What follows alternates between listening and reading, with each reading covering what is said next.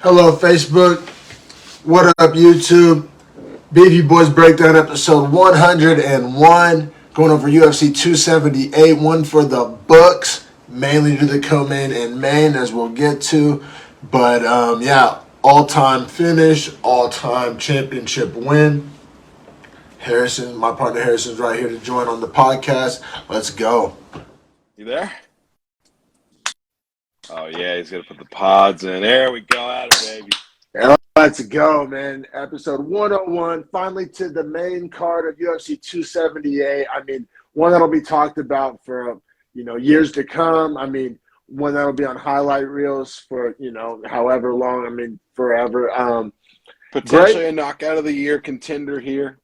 Knockout of the year contender for sure. Definitely not card of the year contender. We're not going to talk about the first three fights very often. Like literally, I wouldn't even mind if today that only, maybe. But yeah, no, seriously. I mean, I don't know what they were doing with the card placement here on these first two. I mean, I would have rather seen they could have put Romanov, Tybura, and either Jared Gordon or Amir Albazi or hell even Sean Woodson on the goddamn. And I wouldn't even be saying this, but we start the main card off jerking the curtain.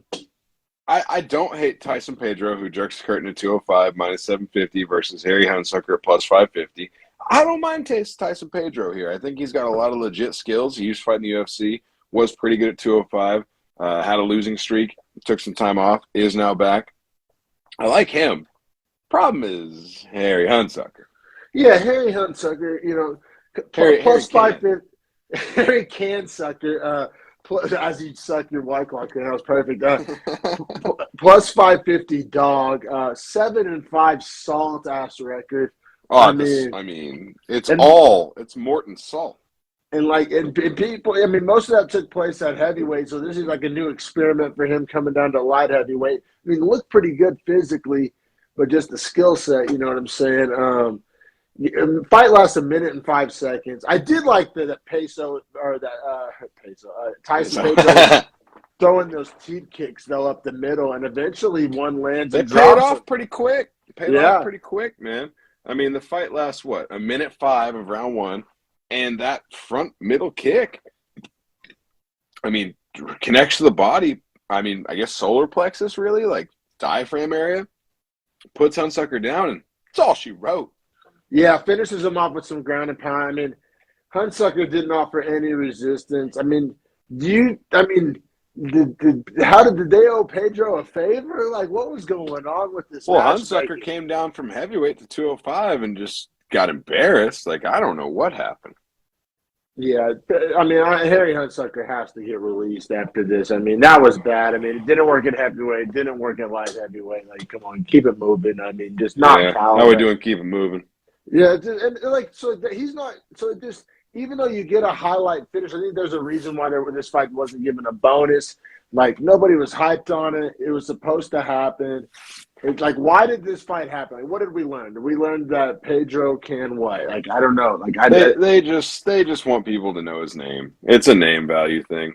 They're building him up, but that's what I'm saying. Like a guy that's already been released from the promotion once. Like, why do you think that they're like trying to like? I don't understand. Like, what is he a contender series guy? Like why are they? I don't think he is. Like, no, he just got re-signed. I mean, he's one of those New Zealand, Australia guys. But at the same time, he's Tai Tuivasa's He's Tai Tuivasa's best friend, like literal best friend. You see Tai Tuivasa being reinflated up to number 3, rightfully so. But I'm just saying, it's got to bring his friend group a long way with him too. Yeah, Jim Privilege. I think that's what it is. I mean, I like it. It doesn't sound like it from my breakdown, but it's just like I didn't learn anything. I'm not any higher on him than I was. I mean, yeah, he can put away cans, cool. Which is, I mean, you know what? Also, it's all card placement. It's all card placement. If this fight's on the early prelims, I'm not saying any of these negative things. I'm talking about how good Pedro looks.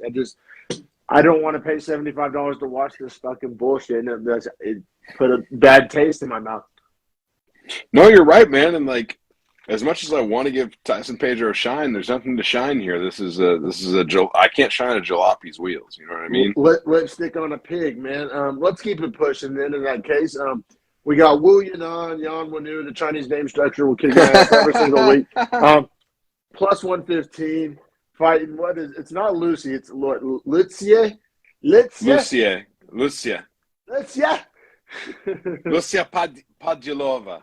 Pradulova, coming to that bantamweight. I did put Pudilova on my parlay. I love the minus 115. I like the pick. I Yeah, liked her no, too a lot. I'm glad you yeah. I bet her. mean, I was surprised the money line was this close. I mean, on paper, Woody and On's record's a nightmare. I didn't write it down, but I mean, there's this whole lot of red on her tapology here. She gets that China hype. They have some China hype from the Beijing PI where like they just did the awards on like most improved, blah blah blah blah blah blah blah. And I think she might have gotten most improved female fighter, so they're trying to push her, but not a lot to push. Yeah, yeah. Also, not that much improved. Yeah, yeah. I don't know. I thought this was a slam dunk. I was shocked at the value. I got Pudilova at minus 115. It got bet to minus 135. So obviously other people felt the same way. Money coming in on Pudilova. I thought there was great value there from a betting perspective. Fight that Well, I way mean, hell, bantamweight. it was pretty obvious from. I mean, the first 2 minutes kind of back and forth filling out process. As soon as she got the takedown, she didn't let her up for the rest of the round, and it was pretty apparent. Like, oh, Pudilova has a very clear path to victory. And she doesn't even have to choose it because the stand-up was so even either way. Exactly. And like I wasn't sweating at all. Exactly like you said. Like Yeah, you that's can a pick to feel great about, honestly. pick, especially at that value. You think if you bet a minus 115, pick them. That's like the sweatiest of bets to make because nobody knows, right? But no, I mean this was just smooth sailing all the way. Great value. And then round two, gets the takedown again, starts dropping bows. And she took her back, flattened her. I mean, on the ground, once they hit the ground, I mean, it was leaps and bounds for Pudilova. The elbows from the top were brutal. I can't believe she threw her in a headlock and actually got to have top position and not get her back taken by Wu Yanan. I mean, good on Pudilova for being so heavy and sliding her hips through and getting the full mount. Oh, I think side control and then full mount from it, and then the elbows, essentially finished the fight here. But Wu Yanan had a moment where she could have gotten. I think Pudilova's back. Yeah, that's a great. I don't think she has enough skill to get to it, and that is why I'm saying like it's nothing against Pudilova. It's everything to do with Wu Yanan not really having the required skill set to win this fight. And I don't know why that is, and it's one of those things. I mean, Wu Yanan's a veteran at this point. You know what I mean? It's hard to see her just like improving a lot. Like it's just like she's too far in her career to like not be like knowing these kind of like. I don't want to kind of elementary defenses to positions. I mean, they are right? though. Like if someone gets a headlock on you and turns their back, like grab their body and don't let them turn into you. You know what I mean? Like, and that should be almost natural. Like that, I feel like that's a pretty natural feeling.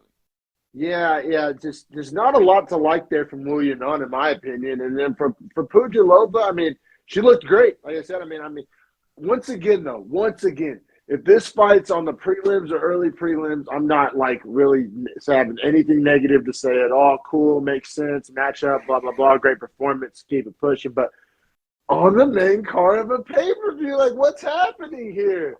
It's problematic, man. It's problematic. It's real bad. It sucks that I'm saying TKO finishes first two fights, and I'm like, how's it doing? Keep it moving.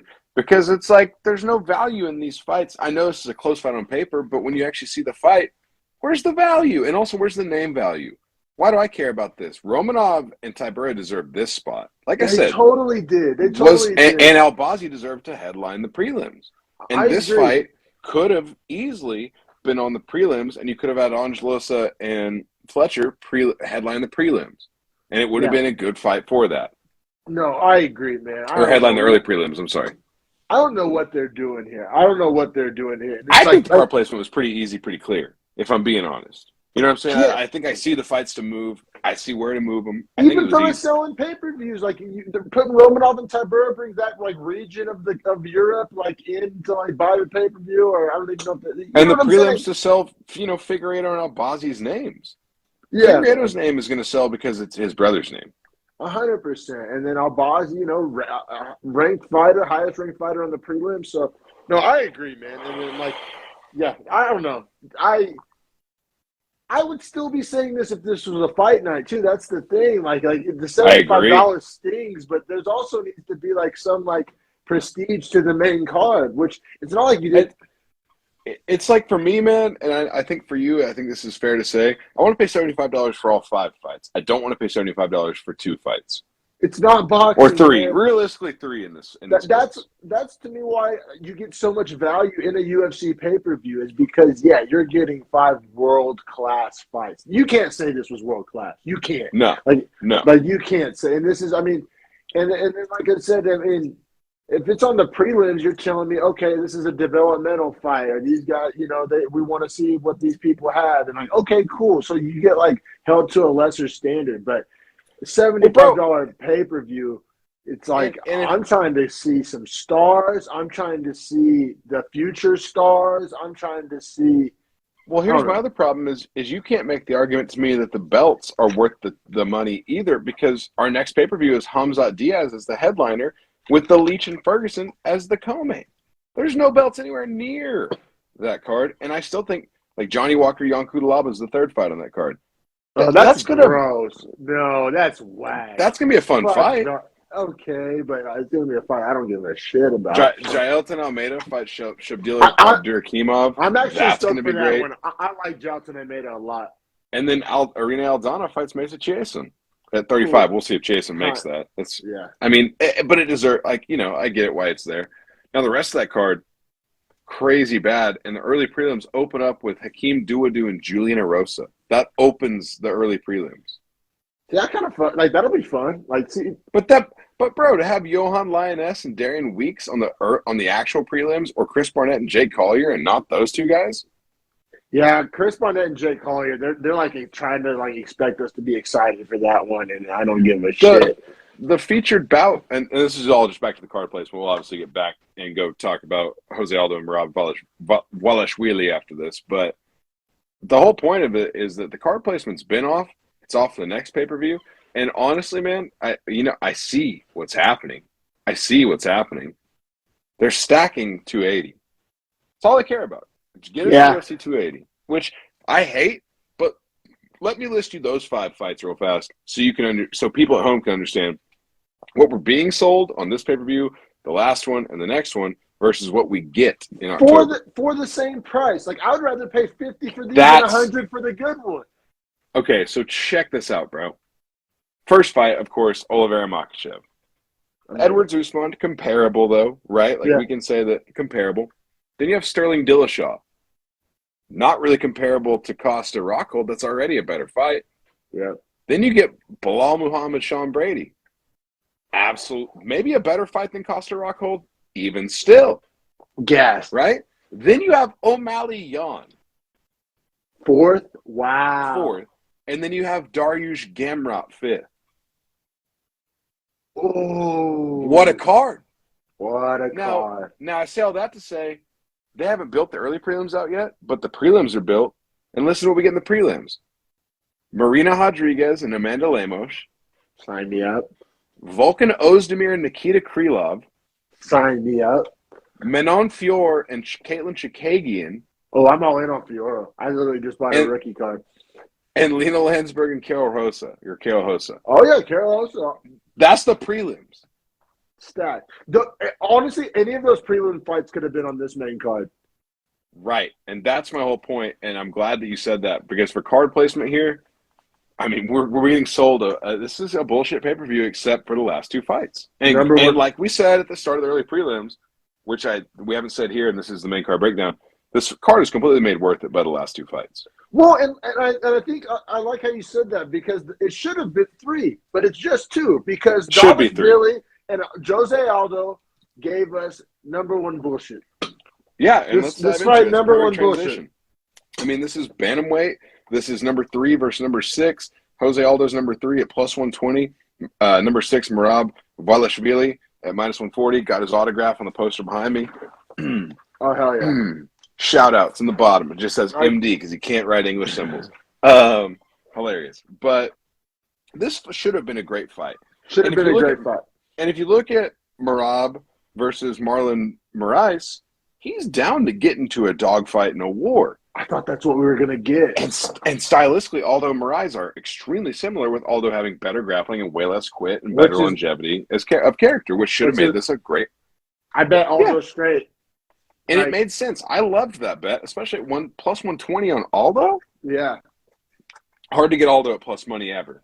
The dude's a beast. He's an animal. He's a longtime UFC legend. Will be a Hall of Famer, 100%. All that Yeah. being said, the first round kind of fun Oh, in the I sense literally have that snooze in my notes. kind of fun in the sense that I thought we were about to build into like the levee breaking. Like I was like, oh, these guys are feeling each other out so hard. Like the reads are being made. Like we're about to see just a war of a finish to this round and or a start to the second. Now, before we get to the second round, I scored the first to Merab in a low. I wrote low action first round that makes it close because it's low action. Yeah. Weirdly enough, I have Merab up 10-9. Me too. I gave it to Marab. The pressure, he was moving forward, activity in quotes because there wasn't a whole lot of activity, but he was moving forward.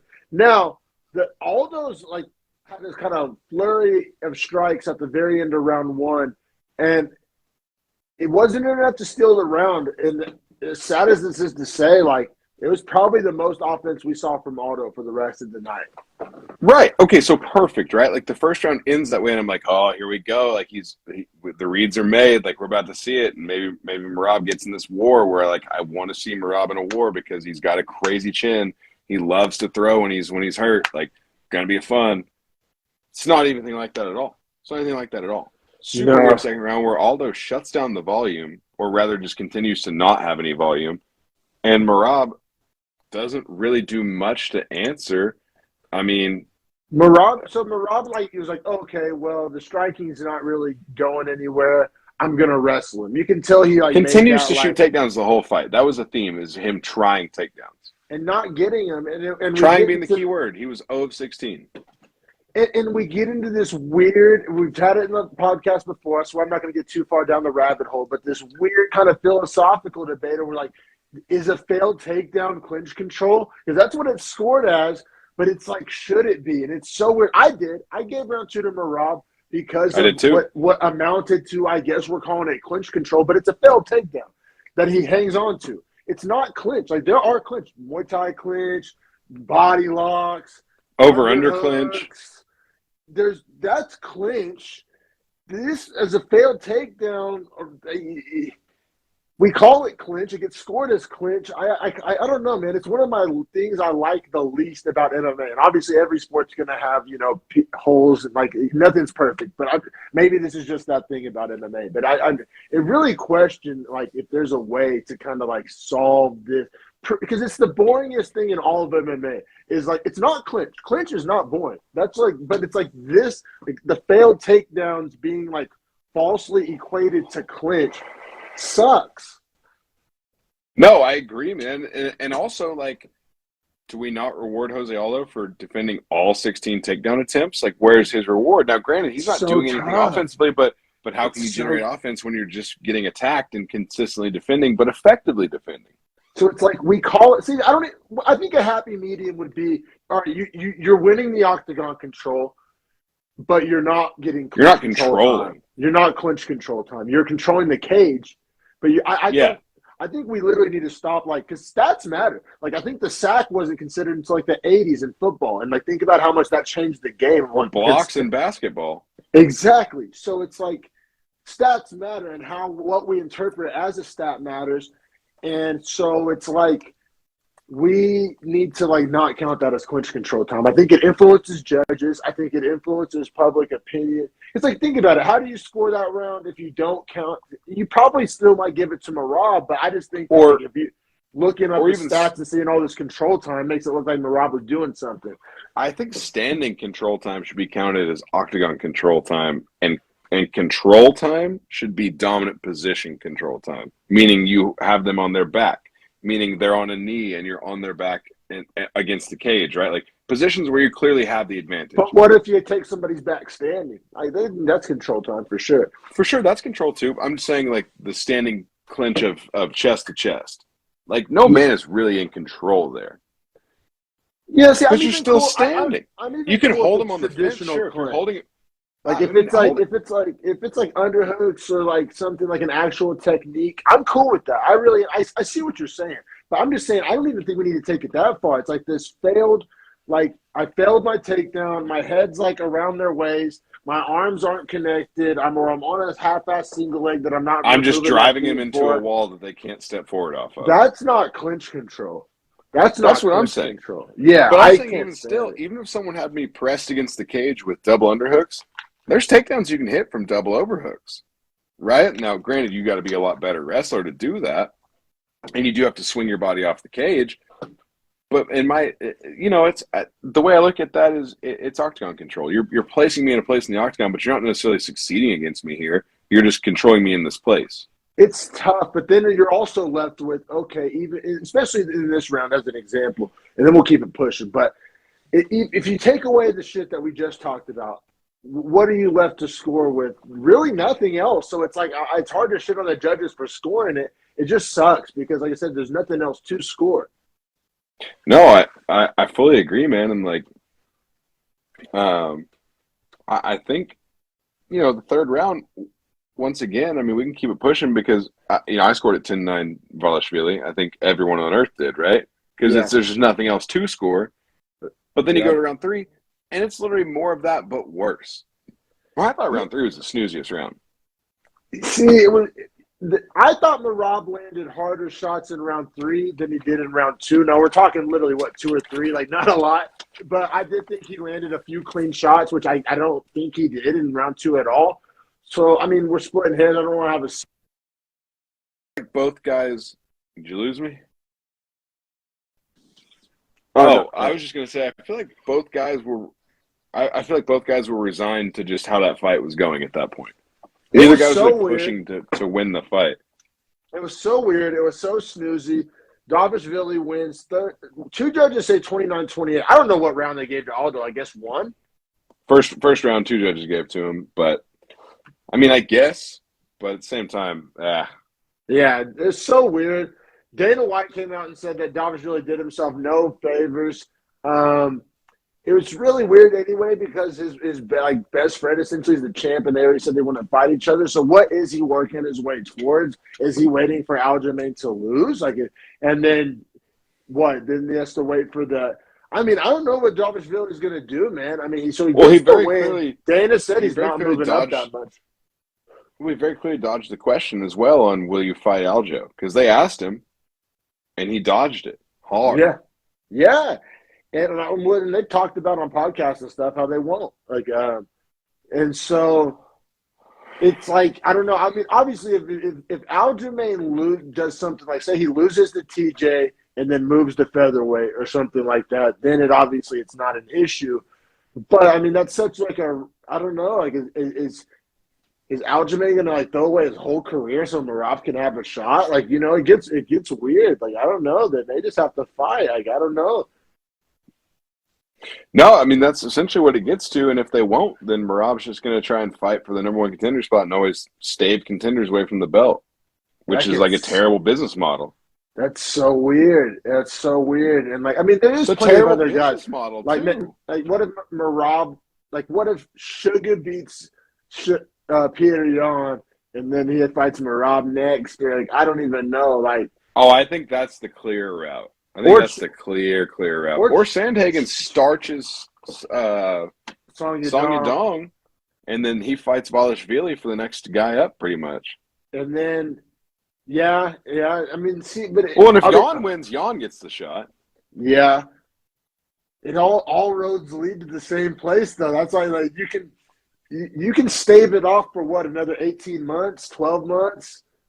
But Merab's the guy holding up the logjam. If he would just say he wants to fight for the belt, you get a lot more fun fights happening because all the possibilities are open. And then if Dillashaw beats Aljo, does Aljo not get a rematch? I don't know. I guess it depends if that fight's exciting or not. I don't know. Yeah, it gets for so many reasons. This fight was supposed to be really important in the division, but because of Merab and the whole situation there, we don't even get that. But we'll keep it pushing here, man. We got Paulo Costa, minus 345, 6th ranked middleweight. Made weight, man. We've been saying for a month and a half on this podcast. Can't believe he's not going to make weight. He made weight. He shoved it up our ass. fighting Luke Rockhold, former middleweight champ, hasn't fought in 3 fucking years, plus 285, fight at middleweight, also made weight. Man, I thought this fight was all Costa. I didn't see a way Luke Rockhold doesn't fight for 3 years after a knockout, right? His last fight was getting knocked out by Jan Blachowicz, right? And so it's like he gets knocked out by Jan Blachowicz, takes 3 years off, and he's going to come back and beat Costa at middleweight. Like, I just don't even understand, like, that logic. Like, that sounds like something that's not going to happen. And, we'll get to it. But I hammered Costa, put him in a parlay. Too rich to place a straight bet on, but yeah, Costa was one of my locks of the week. Yeah, no, I liked Costa a lot in this if he could make the weight. You know what? And before we dive into this breakdown, I'm gonna grab a beer for the main event and co-main because I think they deserve it. I'll be right back. Yeah, no worries. So yeah, Costa. I'm making him sound like a world beater. He's coming off the losses to both Izzy and Vettori. Hasn't been super active himself, but obviously more active than Rockhold.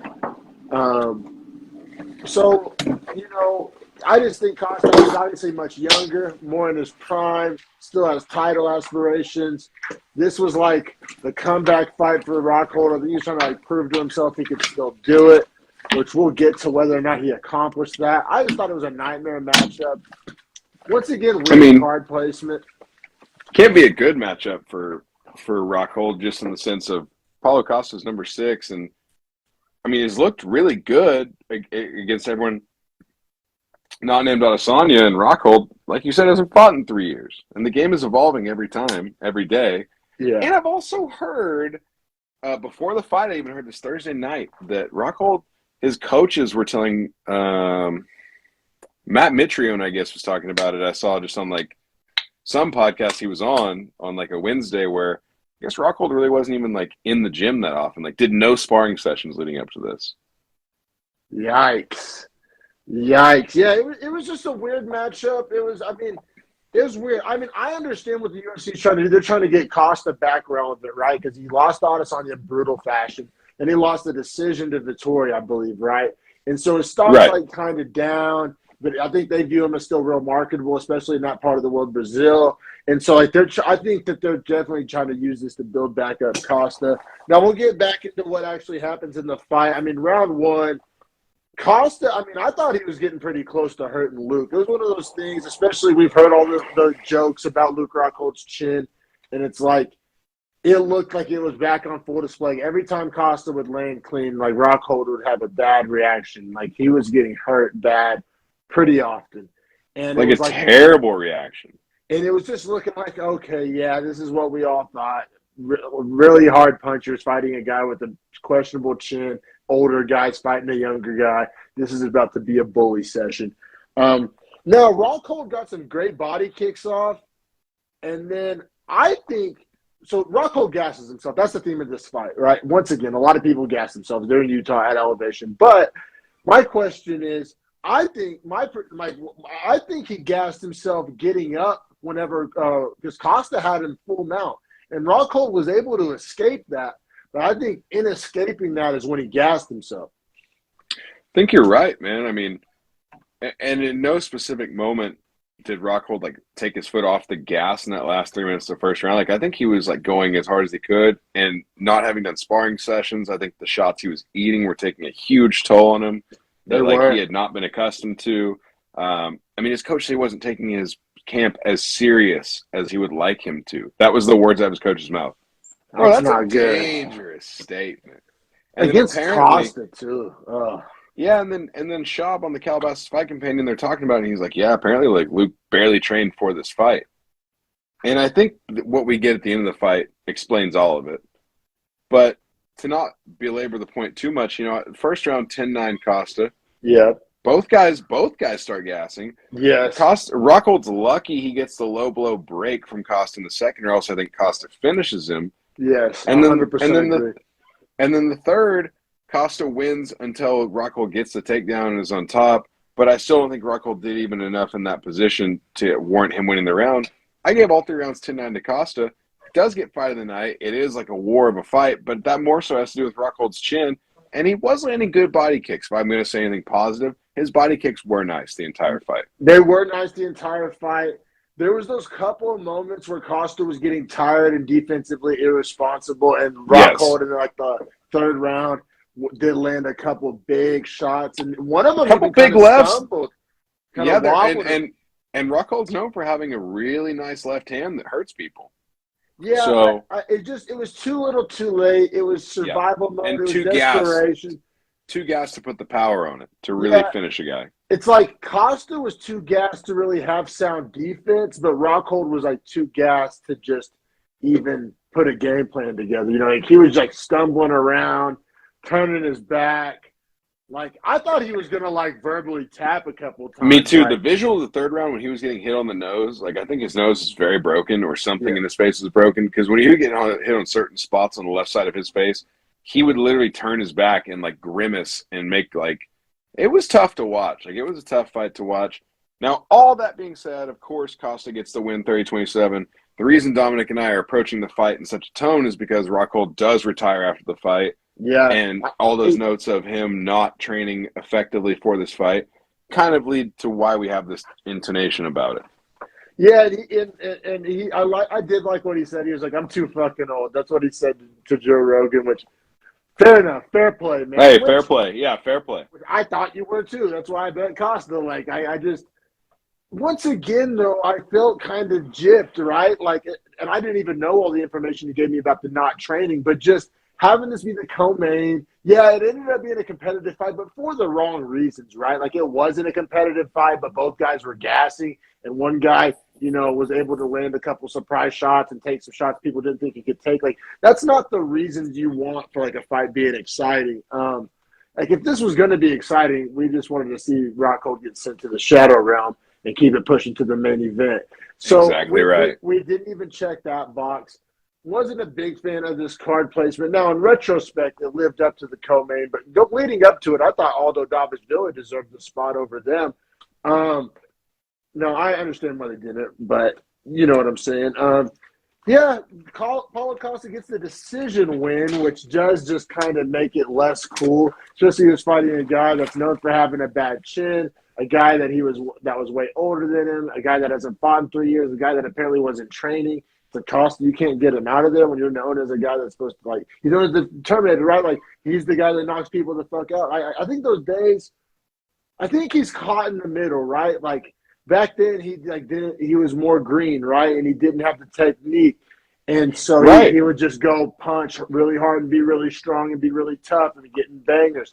Now, you know, his ignorance was his bliss back then, man. 100%. Now maybe he overthinks it. Maybe he's like worried about the gas tank, like, which is all. These are usually like things that are said in a positive tone, right? Like development, but it kind of took away what he did best. So now he's like kind of mid at all. He still doesn't have a great gas tank, but now he's not punching as hard. He's not getting the finishes. It's kind of like worst of both worlds in a way. You know what I would honestly like to see here for Costa moving forward is, and I know it's going to suck to say this because he's going to have to fight back one, but Costa Strickland's a very fun fight. I think it's telling of both guys at this point in their career. I think it's a good like level check for both guys. Like who deserves to be top five out of you guys? Like which one of you? Because there's a very, I think, clear top five outside of those two, which is Whitaker, Cannonier. I think deserves to be there because he can fight those guys. Pereira obviously getting the shot, and Vettori is super solid, man. So between those four guys, I like all those four guys. You're 1 through 4. It's just a matter of who's your fifth guy. Because it's not Darren Till, it's not Hermanson. It's got to be Costa or Strickland. I think Cannonier and Hermanson are booked, if I'm not mistaken. And I also don't love Brunson there. I think Brunson's done very soon. Well, Brunson fights soon too. Brunson just got it's Brunson Hermanson. Yeah, Brunson Hermanson. Who's Cannonier? I thought Cannonier was booked against somebody because Vettori and Whitaker fight in 2 weeks. No, Cannonier remains unbooked currently. Okay. Well, we got this main event on our hands, and boy, is it a main event. We got Kamaru Usman, minus 345, champion on a lot of people's pound for pound. They keep saying that. I thought Volkanovski passed him, but whatever. It just sounds cool to say, I guess. Right here, he is number 1. Volk's number 2 currently, and Izzy's 3.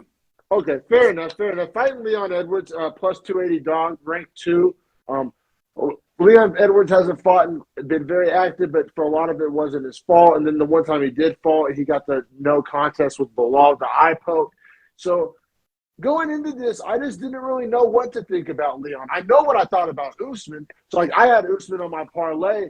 Like, I knew what I thought about Usman. I thought he was a champ. I thought he was great. And Leon Edwards was just a kind of this big question mark, man. Everybody talks about how talented he is, and he's obviously has a really high ranking, and he has the long win streak. But it was like, so to me, especially we've been watching so many welterweights fight, right? Like Shemaiah is fresh in our mind. Hell, Burns is fresh in our mind. Bilal Muhammad is fresh in our mind. The young guys, Ragmanov, Sean Brady, all these welterweights are at the tip of our tongue, right? And then like there's just Leon Edwards just had this number 2 ranking kind of just in the batter's box, if you will, for like 18 months, 24 months. You know what I mean? So it's just that's how I felt. His inactivity was his curse because when he performed well and he looked great, right? Like only one loss in the UFC, and it's to the man Kamaru Usman, who has 0 losses in the UFC, and it was their debut fight for both of them in the UFC. So what matchmaking back in the day? I mean, amazing. And so for Leon Edwards, it's one of those things of like, why shouldn't he believe in himself? Why shouldn't he think he's done just enough? Because 2 judges in that original fight had it 29-28, one judge 30-27 for Usman. So, a clear decision for Usman, but not like Leon Edwards didn't have good moments. So for himself, why wouldn't he believe enough in himself to say, I know he's worked hard every day, so have I. And if it was this close, maybe I've outworked him by this much in the last, I think it's 7 or 8 years at this point. Yeah. Or 2015, so 7 years. And so at this point, I understand now from that aspect, after watching the fight, why Edwards has sat so idle and waited for his shot, because he already has the history with Usman to go off of. That's easy. It's easy for him as long as his win streak stays alive. And for him, he wasn't going to take. Now, the Bilal Muhammad fight, he dominated Bilal Muhammad for the first round and then had the eye poke, which gets it a no contest. So I think about that too. He obviously gets pieced up backstage by Masvidal, and it's a bad social media look for him. All that being said, I think he would beat the shit out of Masvidal after watching this fight. Yeah. I don't think Masvidal holds a candle to Edwards, and I think Edwards really should. Now, all that being said, too, Edwards also noted in the post-fight interviews afterward, the press conference, that he didn't fight his best fight. He didn't have a great night. Yeah. Oh, that's definitely fair to say, and that's what's so weird about this. We're going to talk. This fight's the prime example of performance versus result. Now, did you give round 1 to Edwards? I did. I did. Yeah, I did. I absolutely did. I thought he was more effective with the striking. I thought the volume was there. Every judge saw it 10-9 Edwards. I thought Usman was in trouble, and he also got the first takedown ever on Usman, and that cannot be understated. And then took his back, and then started choking him. My jaw was on the floor. I was floored by the first round. I was like floored. I was like, I immediately said to myself, Usman's in for a real tough night at the office. That's what I said. Is any indication. Now, I was like, we got ourselves one. We found. Is this the guy? Is this the guy? I started saying, is this the guy that can get in trouble after all? For real? No, it's 2 through 4. I think it speaks to your credit of Usman's building him up and him being a champion, right? Like he understood what happened in the first round. He understood he probably didn't win the first round, and that Edwards had the more successful positions in almost every sequence of the fight, striking and grappling. And Usman made a dedication to himself. I'm not going to let that continue. I know that I can adapt and beat this guy. Yeah. And he did. Yes. Yeah, no, because round 2 comes out. Usman starts really putting the pressure on, gripping to the body. Nice. Edwards would have that high shield, and Usman would rip to the body. Also, Usman started doing really good about doing kind of getting Edwards closer to the back of the fence and then attacking or then striking. That way he didn't have as much room to kind of evade and get around.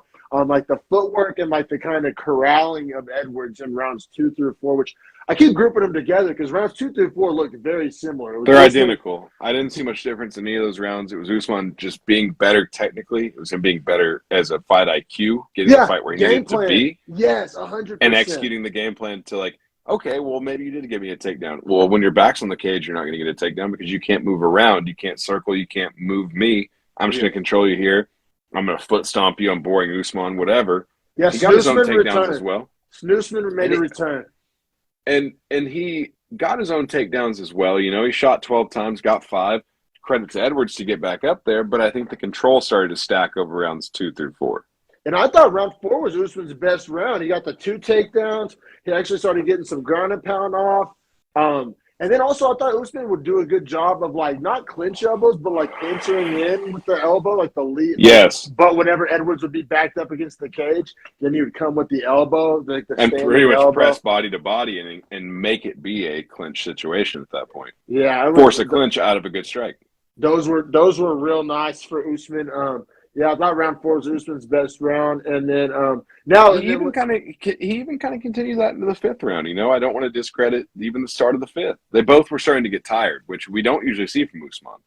Also though, whenever Usman like kind of faked the groin shot, I was like, oh, this is a bad look. This was a bad look. He wasn't liking what was happening. He was kind of looking for any little. I think it juiced Edwards too. Whenever they reset him, and were like, "That's not a low shot. Like, you go back, like fight."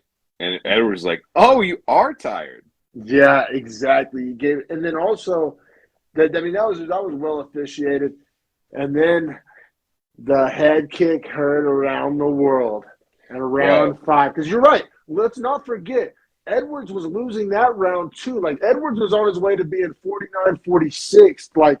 Not in kind of like not competitive. Not the closest way. No. Like essentially like not as competitive as Colby Covington has made other fights against Usman for the longevity of the 25 minutes. Not as competitive as Gilbert Burns.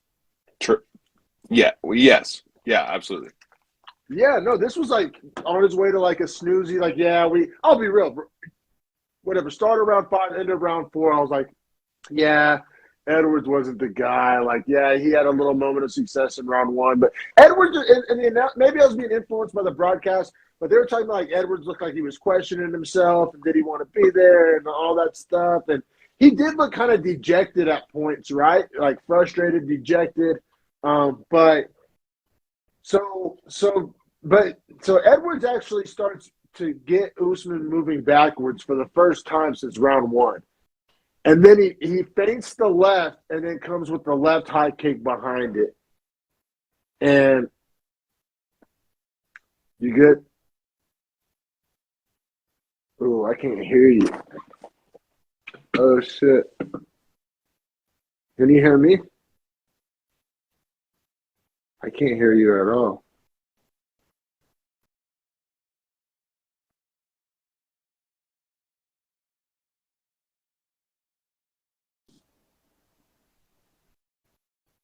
Oh, no.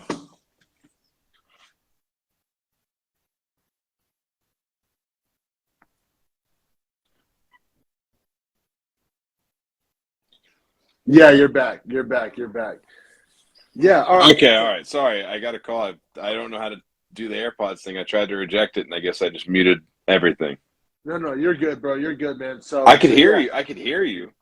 Yeah, I couldn't hear you at all. It's all good, though, okay. man. So we're into round 5. Usman, Edwards 2. Usman's on his way to cruise. And you could argue that if Usman would have just cruised and danced around and threw some leg kicks, he could have easily won a snoozy decision. And, I would have been pissed, but he would have been champ.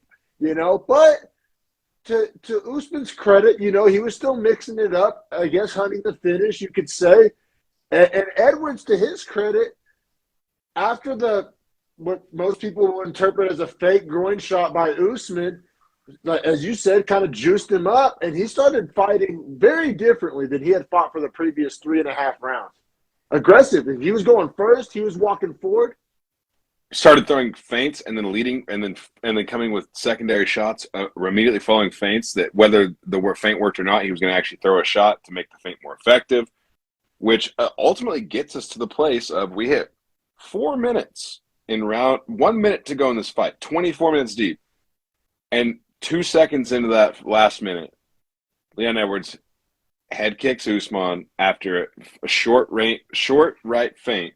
Usman dips down to his right to evade, right? Because coming on his left, and gets met with the center of Leon Edwards' shin to his jaw.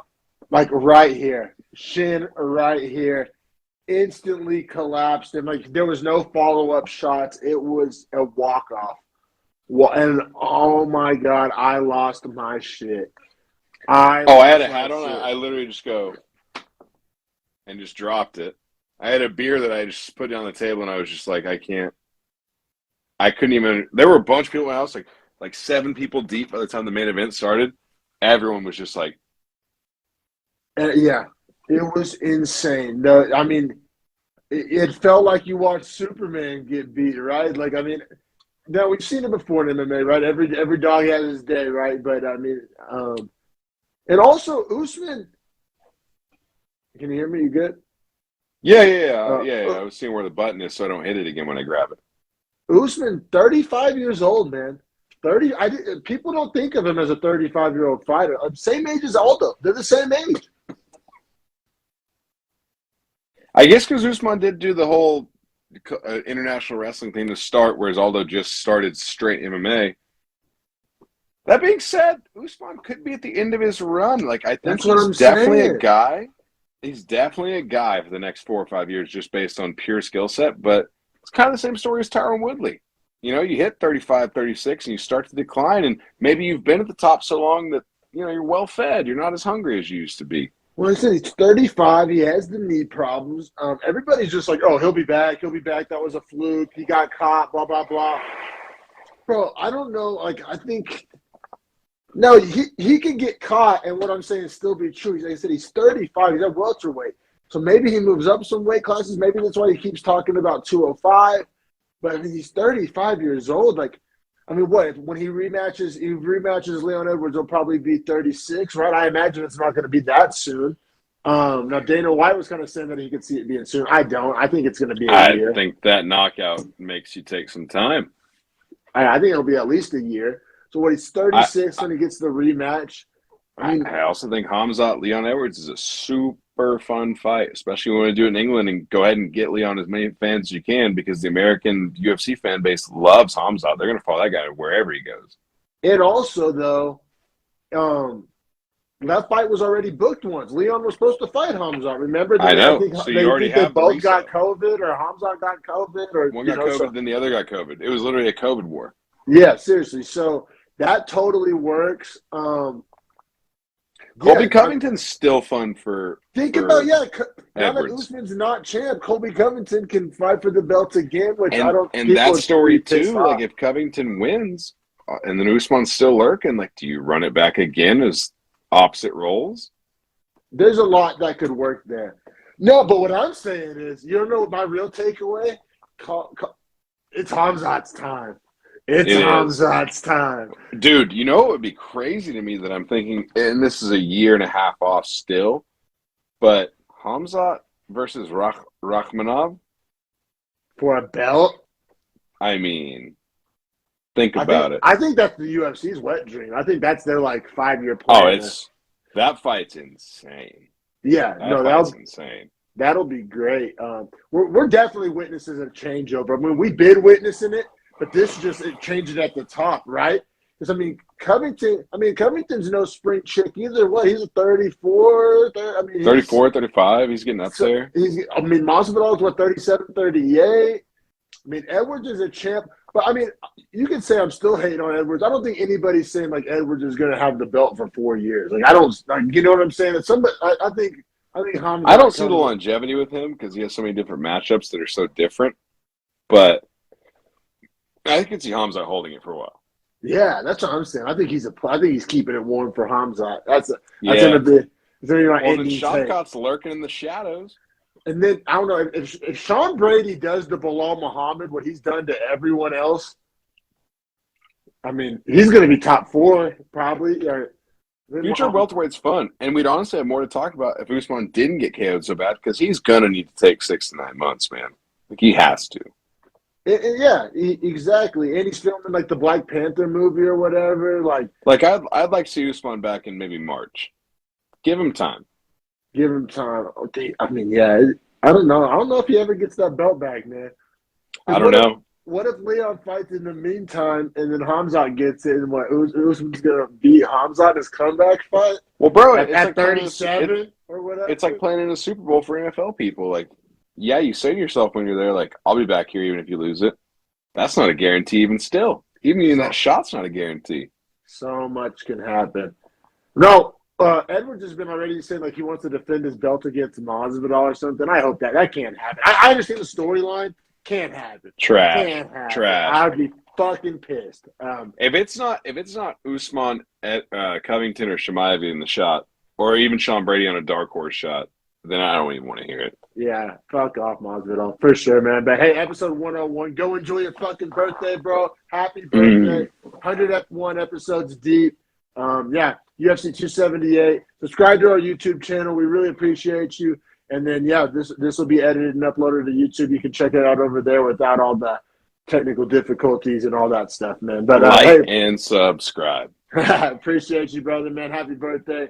The main event left us, wanting more for sure, man. And no card next week, but we got Tuivasa gone in 2 weeks. So yeah, great card coming up. Also, Beefy Boys Prime Cuts Awards head kick KO can knock out of the year contender. So 100%, man. Hey, man, take it easy, brother. thank you.